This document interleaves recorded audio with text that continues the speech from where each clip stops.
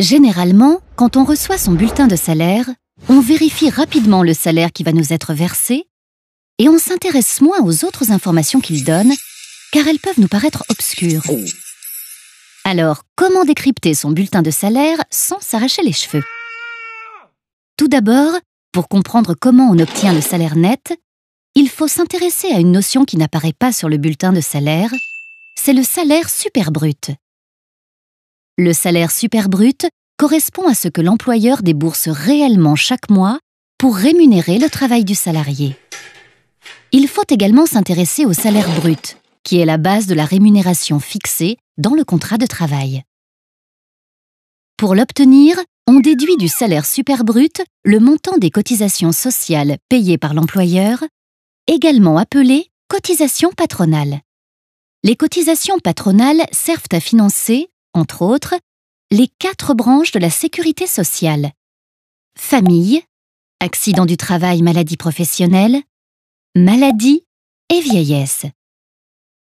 L'Union nationale pour l'emploi dans l'industrie et le commerce, UNEDIC, qui gère l'assurance chômage.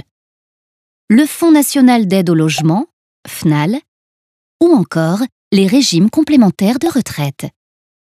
Pour obtenir le salaire net, c'est-à-dire la somme que l'on reçoit effectivement chaque mois, on déduit du salaire brut le montant des cotisations sociales payées par le salarié, également appelées cotisations salariales, ainsi que des impôts et des taxes.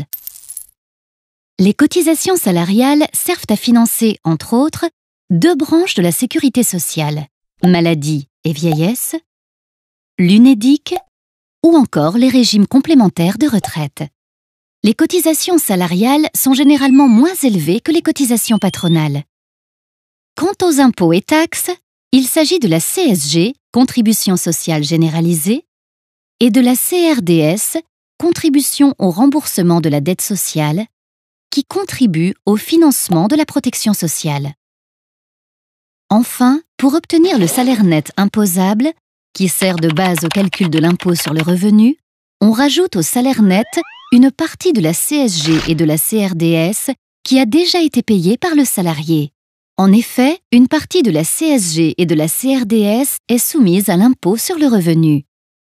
On parle de CSG et de CRDS non déductibles.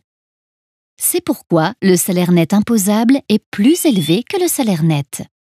Vous voilà désormais prêt à décrypter votre bulletin de salaire.